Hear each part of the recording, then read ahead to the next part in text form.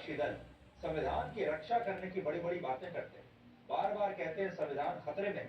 वही नेता और वही पार्टियां इस कानून का विरोध कर रहे हैं और इस विरोध के पीछे सबसे बड़ी वजह है मुस्लिम तुष्टीकरण और मुसलमानों के करोड़ों वोट। उत्तराखंड में अगर सभी धर्मों के लिए एक समान कानून लागू हो गया तो इससे हिंदू, सिख, जैन और बौद्ध धर्म की तरह इस्लाम धर्म में भी लड़कियों के निकाह की न्यूनतम उम्र अब 18 वर्ष हो जाएगी और तलाक के मामलों में भी पुरुषों और महिलाओं के जो है बराबर अधिकार मिलेंगे।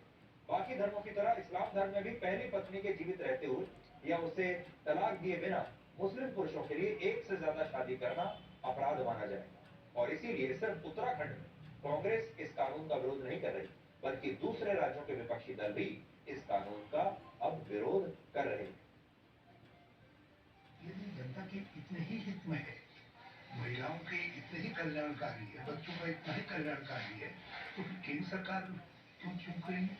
क्या मोदी जी से और अमित शाह जी से बड़े महिला हितैषी और लोक कल्याणकारी हैं कि पुष्कर सिंह नाम? तो ये प्रोग्रेसिव का सहारा क्यों ले रही है केंद्र सरकार? एक छोटे से राज्य में इसको पारित करवा कर आप दिल्ली में क्यों जा रहे हैं, क्यों कर रहे हैं? हमारे हिंदुस्तान की तहजीब यही है, हजारों रंग, हजारों मजहब के लोग रहते हैं, हजारों कल्चर होता है, हर गली में रोजाना कोई ना कोई पूजा, कोई इबादत होती रहती है। ये हमारी खूबसूरती है और ये सबको जो है वो एक ही नाक, एक औरत मर्द सबको एक ही बराबर करते हैं। जो ऊपर वाले ने चाहता तो वैसे बना देता। दुनिया में मर्द बनाई दे रही थी, सारी औरतें बन जाती, या औरत नहीं बनाता तो सारे मर्द बन जाते हैं। नेचर के खिलाफ में कोई भी क्या करेगा तो ज्यादा चलने वाला नहीं है। जैसा कि वो कह रहे हैं कि किसी भी धर्म के खिलाफ नहीं है, तो हमें तो कोई एतराज नहीं है। अगर इसके अंदर कोई ऐसी बातें हैं जो कुरान शरीफ में जो हमें हिदायत दी है मुसलमानों को, उसके खिलाफ अगर कोई बात है तो हम मानने को तैयार नहीं है। ये जो आर्ग्यूमेंट पेश किया जाता है, भाई अगर मुसलमान अगर सेकंड मैरिज करता है तो उसको वाइफ कहलाते हैं, उसको वाइफ बोलते हैं, उसको रहने के लिए घर मिलता, उसको सोसाइटी में स्टेटस मिलता। और जब बाबा साहेब अम्बेडकर ने संविधान बनाया उस जमाने में ये जो एक्ट था उसको डिस्टर्ब नहीं किया बाबा साहब अम्बेडकर ने। ये कौन होते हैं भाई? क्या ये लोग बाबा साहब अम्बेडकर ज्यादा काबिल लोग हैं? उत्तराखंड के इस नए कानून में लिव इन रिलेशनशिप को लेकर भी कई प्रावधानों को शामिल किया गया है जिन पर अब पूरे देश में बहस हो रही है। तो देखिए, बहस यूनिफॉर्म सिविल कोड पर तो होनी ही चाहिए और हो भी रही है, लेकिन उससे भी ज्यादा बहस इस समय देश में चल रही है लिव इन रिलेशनशिप पर। अब जो नए प्रावधान है उनके तहत उत्तराखंड में जो भी कपल लिव इन रिलेशनशिप में रहना चाहता है उसे रजिस्ट्रार के पास जाकर पहले अपना रजिस्ट्रेशन कराना अनिवार्य होगा।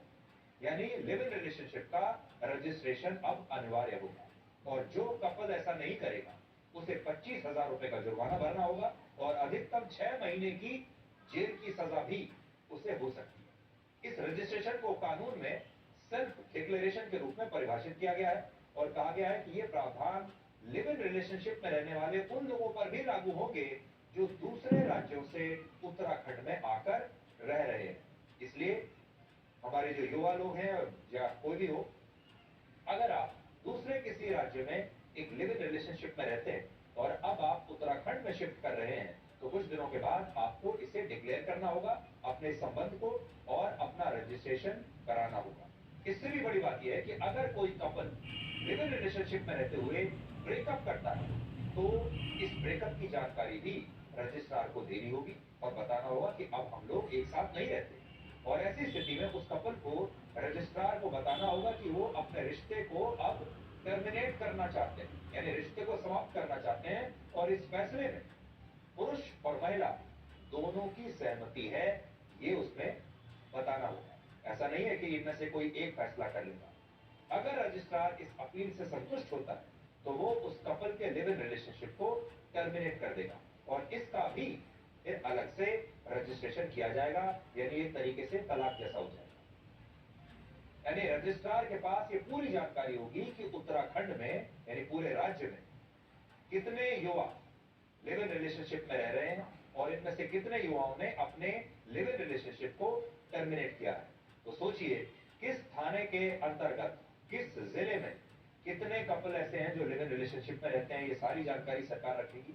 और कितने ऐसे हैं जिन्होंने अब अपने संबंध को तोड़ दिया है, ये जानकारी भी सरकार के पास रहेगी। इससे भी बड़ी बात यह है कि जिन युवाओं की उम्र 21 वर्ष से कम होगी, उन्हें लिव इन रिलेशनशिप में रहने के लिए अपने माता पिता से सहमति लेनी जरूरी होगी। और अगर माता पिता ने अपनी सहमति नहीं दी तो फिर ये लड़का लड़की लिव इन रिलेशनशिप में नहीं रह सकेगी। इसके अलावा लिव इन रिलेशनशिप का रजिस्ट्रेशन कराने पर रजिस्ट्रार की तरफ से जो रसीद मिलेगी, उसी रसीद को दिखाने के बाद किसी भी कपल को मकान किराए पर मिलेगा।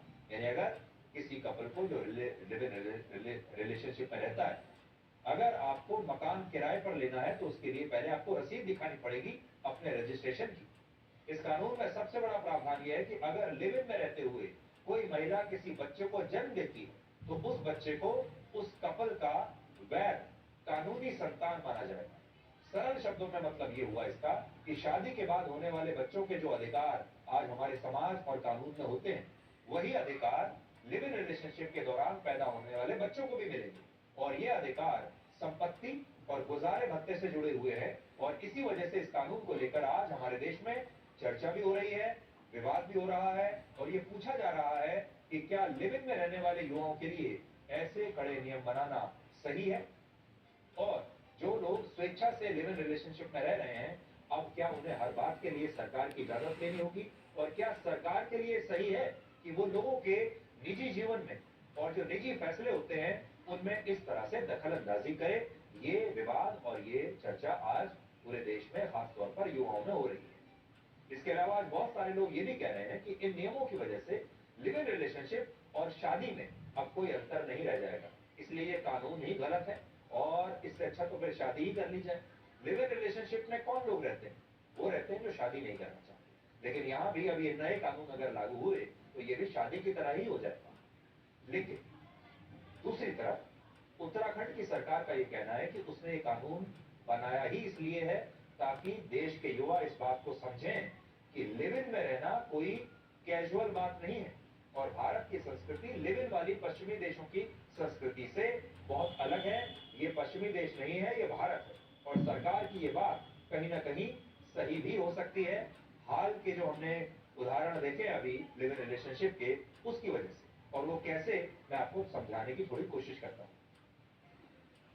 असल में भारत में जो लिव इन रिलेशनशिप का कल्चर आया है, ये हमारे देश का अपना कल्चर नहीं, ये पश्चिमी देशों से आया है जहां इसे कोहैबिटेशन कहते हैं। वहां इसका नाम रखा है कोहैबिटेशन।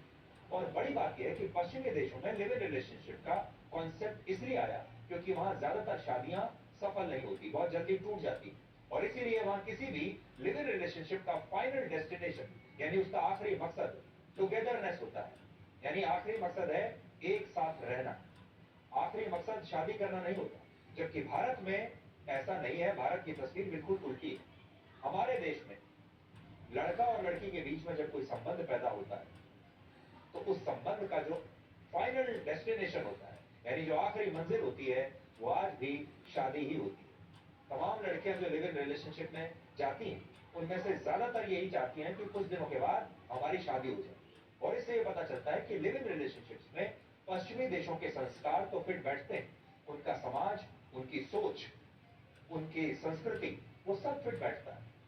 लेकिन ये जो कॉन्सेप्ट है, ये अभी भी हमारी संस्कृति में, हमारे समाज में और हमारी सोच में फिट नहीं बैठती। और इसीलिए जब हमारे देश के युवा पश्चिमी देशों की नकल करते हैं और लिव इन में रहना शुरू करते हैं तो इससे ऐसी घटनाएं होती हैं जिनकी कल्पना करना भी मुश्किल है। आपको दिल्ली का श्रद्धा हत्याकांड जरूर याद होगा, जिसमें आफ्ताब नाम के एक लड़के ने लिव इन में रहते हुए अपनी गर्लफ्रेंड श्रद्धा वालकर की हत्या कर दी थी और उसके शव के टुकड़े टुकड़े कर दिए थे। याद होगा आपको, ये लिव इन में ही रहती थी। एनसीआरबी ने भी अपनी ताजा रिपोर्ट में ये बताया है कि भारत में हत्याओं का तीसरा सबसे बड़ा कारण लव अफेयर्स और लिव इन रिलेशनशिप, जिनकी वजह से 10% हत्याएं हो रही हैं। और इसलिए उत्तराखंड में जो कानून आया वो कई मायनों में भारत की संस्कृति और भारत के लोगों को ध्यान में रखकर बनाया गया है। और इससे लिव इन में रहने वाली लड़कियों को एक सेफ्टी नेट मिलेगा, एक सुरक्षा का भाव उनके मन में आएगा। और इसी मुद्दे पर इलाहाबाद हाई कोर्ट ने भी हाल ही में एक बड़ी महत्वपूर्ण टिप्पणी की थी लिव इन रिलेशनशिप्स के बारे में। क्या कहा था, आप सुनिए। इलाहाबाद हाई कोर्ट की एक बेंच ने पिछले साल कहा कि live in relationship time pass के लिए होते हैं और इन रिश्तों में ना तो स्थायित्व होता है, यानी स्टेबिलिटी नहीं होती, और ना ही इनमें गंभीरता होती है। और ये बात इलाहाबाद हाई कोर्ट के 2 जजों की एक बेंच ने कही। आप हो सकता है सहमत हो सकता है ना सहमत हो, मैं आपको बस ये बता रहा हूं कि हाई कोर्ट ने क्या कहा था। असल में भारत में लिव इन रिलेशनशिप का पूरा ताना बाना हमारे समाज की तरह पुरुष प्रधान है, जिसमें लड़कियां आर्थिक, सामाजिक और भावनात्मक रूप से लड़कों पर काफी हद तक निर्भर हो जाती है, और ऐसे रिश्तों में उन्हें सोशल सिक्योरिटी का जो नेट है वो नहीं मिलता। असल में लड़कियों को जो सोशल सिक्योरिटी शादी में मिलती है वो लिव इन में नहीं मिलती। दूसरा पॉइंट, लिव इन रिलेशनशिप में लड़के और लड़कियों की उम्मीदों में जमीन आसमान का अंतर होता है। जब कोई लड़की अपने परिवार को छोड़कर अपने समाज के खिलाफ जाकर बगावत करके अपने माँ बाप की मर्जी के बिना उन्हें नाराज करके किसी लड़के के साथ लिव इन में रहने लगती है, तो इससे उसे अपने परिवार से जो सोशल सिक्योरिटी का भाव मिलता है वो समाप्त हो जाता है। यानी परिवार की जो छाया है, माँ बाप की जो छांव है वो समाप्त खत्म हो जाती है। सबसे पहले परिवार अपनी लड़की के साथ रिश्ते तोड़ता है, फिर समाज में भी ये रिश्ते टूटते हैं और समाज भी उनको नहीं अपनाता, और इसीलिए वो लड़की लिव इन में अपने बॉयफ्रेंड के साथ स्टेबिलिटी तलाशने लगती है, स्थायित्व तलाशती है और अपनी पूरी ताकत उस रिश्ते को कामयाब बनाने में लगा देती है, क्योंकि वो जानती है कि इस रिश्ते के बाहर उसका कोई जीवन नहीं।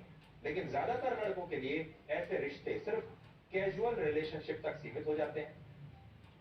लिव इन में रहने वाले हमारे देश के बहुत सारे लड़के आज भी यही सोचते हैं कि वो अभी तो इस रिश्ते में हैं, लेकिन शादी के लिए वो बाद में तय करेंगे, कि वो शादी के मामले पर वो बाद में देखेंगे कि क्या करना है।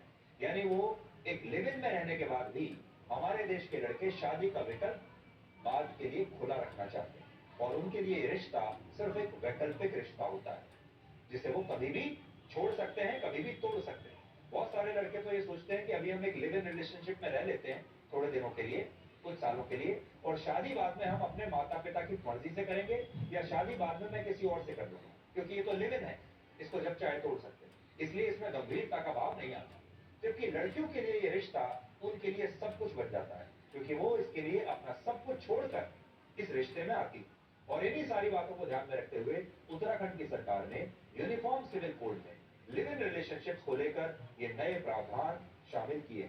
और आपने देखा होगा आजकल हमारे देश में आप हर रोज अखबारों में पढ़ते होंगे कि कैसे लिव इन रिलेशनशिप्स में रहने वाले जो युवा है उनको लेकर लगातार विवाद हो रहा है, हिंसा हो रही है, घर में डोमेस्टिक वायलेंस हो रहा है, और बहुत सारे मामले आपने देखा होगा जहां हत्याएं हो रही हैं। लड़कियों की हत्या कर देता है लिव इन पार्टनर, या लड़के की हत्या हो जाती है, या लड़की की हत्या हो जाती है। लेकिन इन रिश्तों में लगातार आपको हिंसा के तत्व देखने को अभी मिल रहे हैं। वो इसलिए क्योंकि हमारे युवा और हमारी सोसाइटी अभी लिव इन रिलेशनशिप के लिए मानसिक रूप से तैयार नहीं है। उन्होंने बड़ी आसानी से पश्चिमी देशों की नकल तो कर ली, लेकिन बाकी की चीजों में अभी वो भारत के समाज में ही रह रहे। भारत में कितने युवा लिव इन रिलेशनशिप में रहते हैं, इसे लेकर तो सरकार के पास भी आज कोई आंकड़ा मौजूद नहीं है। लेकिन एक सर्वे में हर 10 में से 8 युवाओं ने यह माना था कि वो शादी से पहले लिव इन को सही मानते हैं। और आज भारत के जिस शहर में युवा सबसे ज्यादा लिव इन रिलेशनशिप में रहते हैं वो है कर्नाटक का बेंगलुरु शहर। लेकिन अब उत्तराखंड भारत का पहला ऐसा राज्य बन जाएगा जहां लिव इन में रहने वाले युवाओं को अपने रिश्ते का रजिस्ट्रेशन कराना होगा, और ऐसा नहीं करने पर इसे अपराध माना जाएगा। हम चाहते हैं कि आप भी इस कानून पर अपनी राय हमें भेजें। अपने घर में, अपने परिवार में इस कानून पर आपको भी एक चर्चा करनी चाहिए। डाइनिंग टेबल पर अपने परिवार के साथ बैठिए, युवाओं के साथ जो आपके परिवार में हैं उनके साथ भी बैठिए और उनके साथ चर्चा कीजिए कि क्या ये कानून सही है, क्या ये कानून सही है या गलत है। अपनी राय आप हमें भी दे सकते हैं और ये बताएं कि ये कानून कितना सही है, और सरकार क्या इसमें और बदलाव कर सकती है, और क्या सरकारों को निजी जीवन में इस तरह से हस्तक्षेप करना चाहिए या नहीं करना चाहिए। क्योंकि देखिए आज ये जो नया यूनिफॉर्म सिविल कोड है, इसका जो पूरा ड्राफ्ट है ये विधानसभा में पेश किया गया है। हो सकता है कुछ समय के बाद ये लागू भी हो जाए, लेकिन कल से ही आप लिव इन रिलेशनशिप पर इस कानून का विरोध पूरे देश में देखेंगे और हमारे देश में ही बड़ी संख्या में ऐसे लोग हैं जो इसका विरोध करेंगे और कईयों ने तो अभी करना शुरू कर दिया है। अब बड़ी बात यह है कि इस पर एक बहस होगी और ये देखना होगा कि हमारा समाज क्या चाहता है, हमारा समाज कितना मैच्योर्ड है, कितना गंभीर है, कितना परिपक्व है और लिव इन रिलेशनशिप्स में रहने वाली जो लड़कियां हैं खास तौर पर उन पर जो अत्याचार होते हैं, उनकी जो जिंदगी खराब हो जाती है, कई बार उनकी हत्याएं होती हैं, कई बार उन पर हिंसा होती है, उसे हम कैसे रोक सकते हैं अगर कानून ना बनाए तो, और इसे किस हद तक सिर्फ लड़का और लड़की के ऊपर उसकी मर्जी पर छोड़ा जा सकता है, ये भी एक बहस का विषय है। इसलिए आज हम ये नहीं कह रहे हैं कि क्या सही है क्या गलत, आप चर्चा कीजिए, अपने परिवार में भी चर्चा कीजिए और फिर देश को बताइए कि आप क्या वाकई चाहते हैं ऐसा कानून होना चाहिए या फिर नहीं होना चाहिए। अब थोड़ा राजनीति की बात कर लेते हैं। अब हम प्रधानमंत्री मोदी के प्लान 370 का एक विश्लेषण करेंगे।